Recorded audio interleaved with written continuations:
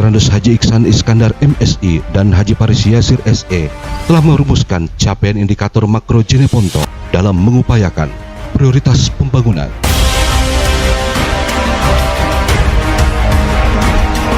Kinerja stabilitas pertumbuhan ekonomi Kabupaten Jeneponto dalam rentang tahun 2018-2022 sebesar 4,23% per tahun, dan capaian tertinggi dalam rentang waktu tersebut adalah 6,29% pada tahun 2018.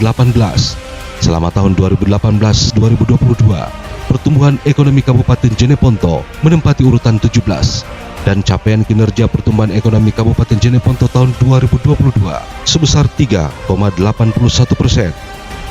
Kinerja penurunan kemiskinan Kabupaten Jeneponto periode 2018-2023 turun sebesar 1,75%, di mana tahun 2018 sebesar 15,48%, turun menjadi 13,73% pada tahun 2022.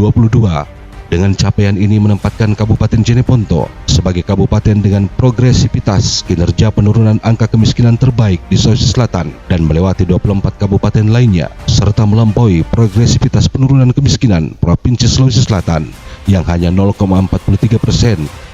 Dengan capaian kinerja penurunan kemiskinan tahun 2022 sebesar 13,73%.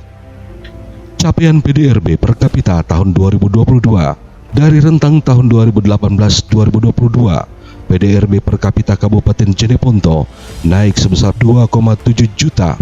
Kinerja kenaikan PDRB per kapita berada di urutan 22 dari 24 kabupaten kota dengan capaian PDRB per kapita tahun 2022 sebesar 28,68 juta.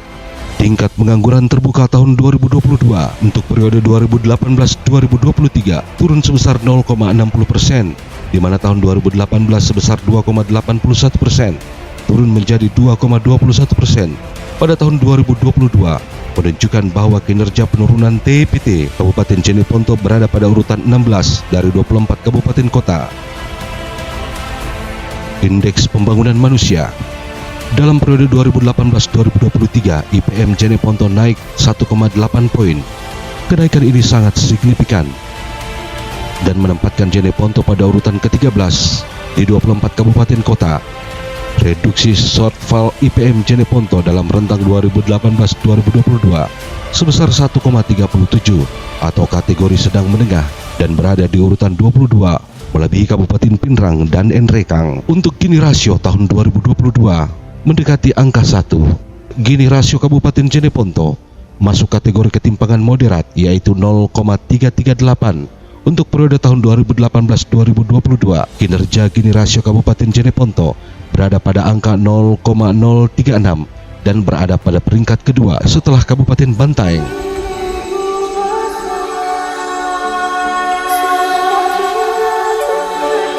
Kabupaten Jeneponto yang kini berada di 160 tahun, tentu saja banyak ragam perjalanan di dalamnya. Berbagai sketsa sejak masa penetapan hari jadi Kabupaten Jeneponto hingga di era kepemimpinan bupati sebelumnya tentu mempunyai satu tujuan yang sama, yakni kemajuan daerah yang dipimpinnya.